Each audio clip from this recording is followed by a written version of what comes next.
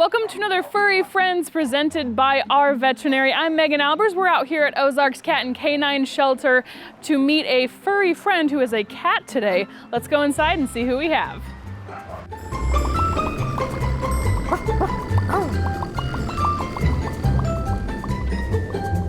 We're in here with Mary Meow Me Tilly, and we're gonna meet an adorable feline. Her name is Fluffy Butt. That's right, Fluffy Butt. Yes, it is. And she fits her name. She's very fluffy. It's very descriptive. Yes. She actually came in with that name. Okay. That's not one that I got to name when she got here. It's a solid name. But it's very suiting for her. Yes. So Fluffy is a long hair, about 2.5 years old. Okay. And she was an owner surrender. So going back, we always seem to go back and reference the pasta litter. Yes. Because the pasta litter was very big around here for a while. There were Yeah. so many of them. So Fluffy came from the same home that the pasta litter did, and she was possibly mama to part of them. Okay.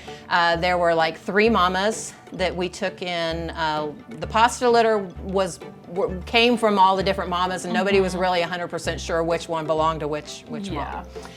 But we took all of them in, and then Fluffy and the other adults that came from that house were indoor-outdoor cats. Okay.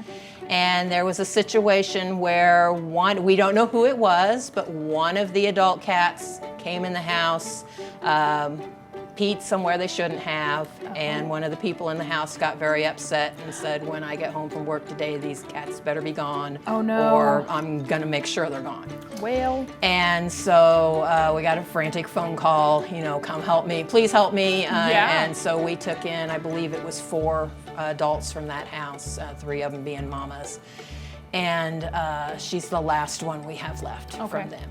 And I think the reason she's left is because she's very beautiful, but she has been very shy. Yeah. And she's just now in the last probably month or 2 really starting to come out of her shell. Used to when I would walk into the cat room here, she's in our adult cat room. When I would walk in the adult cat room here, she would be hiding somewhere. I pretty much knew where she was hiding, so I could find her if I needed to, but she wouldn't just be out in the open. And now when I come in here, it seems like she's usually laying out on one of the beds. She likes to lay in front of the window and watch outside and everything. So she's starting to come around a lot more. Yeah, that's good. Probably not a big fan of being picked up and held yet, and that may come with time, but she was an indoor-outdoor cat, so she didn't get a whole lot of handling. Yeah. She's doing great indoors, no litter box issues. Oh, good. So hopefully she wasn't the one who caused the problem there. Hopefully not. And, and we want her to be an indoor cat now that she has adjusted, and she's doing great. Yeah, she's super sweet. Like, it was kind of chaotic when we first walked in here, so she was hiding initially. Yeah. But then when she was just, laying on her bed, she just kind of hung out, and she's super affectionate, like had no problem with me petting her. I think the reason she was hiding when we walked in was because shortly before you guys got here, one of the girls came in to brush her. Yeah. So being a long hair, she is a cat that's gonna need a little more maintenance than some of them. She's not a big fan of being brushed, but it is something that needs to be done periodically just to make sure that she doesn't mat up or anything. Encourage her with some treats, maybe. So the girl was in here brushing her, and then when we walked in the room, that employee walked in right before we did, and Fluffy took a look at her and went and hid. So I think she thought the hairbrush was back. Yeah. But I got her out of her hidey hole and put her on a bed, and then she was fine. Just super great, super friendly. She gave me a little gentle love bite. It wasn't even a real bite. It was super slow motion. She was just like, okay. No, one thing I do know about her, and one thing that we said about all the cats that came from all the adults that came from that house, was because they were indoor-outdoor and they lived in a trailer park. Apparently there were some kind of mean dogs that roamed around that area. Okay. So I think she would probably do best in a home without a dog. Without a dog, okay. Because they tended to be, we were told that they were pretty scared of the dogs because of the way the dogs that they had been around Understandably acted. so, yeah. So probably she does great with the other cats in here. good. So she doesn't need to be the only pet or anything like that, but probably a cat-only household. Yeah, that's good. So let's get this sweet girl adopted. You can apply to adopt her at ozarkscatandcanine.com. Of course, you can swing by the shelter and meet her in person and give her all the pets. She's extremely soft. I can vouch for that. She's very, very soft. Also, you can apply to be a volunteer. Now, you guys accept a lot of different volunteers, right? Here at the shelter? Yeah. Yeah. Anybody who is 18 or older, that's the main restriction, you got to be 18. Anybody who's 18 or older, we are happy to talk to them and find some kind of volunteer opportunity for them here. They can either come down here to the shelter and work with the animals, or they can volunteer up at our thrift store. Okay. The thrift store, with the exception of the manager, Penny, and one part-time employee, other than that, the thrift store is entirely run on volunteers. Yeah. So sometimes we have people who want to help with the animals because they're animal lovers, but they can't be around them for whatever reason. You know, maybe they have allergies or something. Yeah. And so they can help the animals by helping out up at the store. Awesome. So if someone is interested in volunteering at the store, they can go up there in person or call and talk to the manager, Penny, and she would arrange for them to come in there and speak to them about times and what's available to do up there and everything. For down here at the shelter, we have an application that we ask you to fill out, which can be found online. On our website, there's a page labeled Volunteers. There's a link to our volunteer application on there. And it's not that we're going to turn anybody away or anything if they want to volunteer. We just want to know a little more about you. Yeah. We want to know what your experience is with animals and things like that, if you've ever volunteered at a shelter before or anything.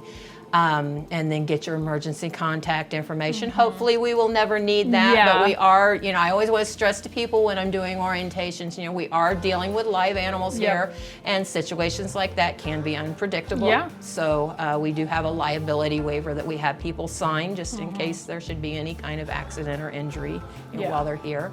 And also asking for a photographic release in case we take photos of them while they're volunteering, that we can post that on our social media and things like that. Makes total sense. So once I get those, I have recently been put in charge of volunteer orientations. We had a board member that used to do that, but she is retired now. And so I took that on as one of my things. So when I get those applications in, or if they don't have access on the computer, they can come fill out one in person. Okay. And then we would set up time to do an orientation.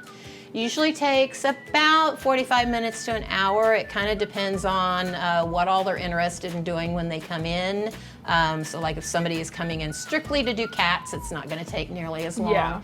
And also, you know, a lot of people, you know, we sit down, they've got a lot of questions, you know, they want to know how things work, or, you know, we just get to talking about the animals and different scenarios and stuff. So I usually say 45 minutes to an hour.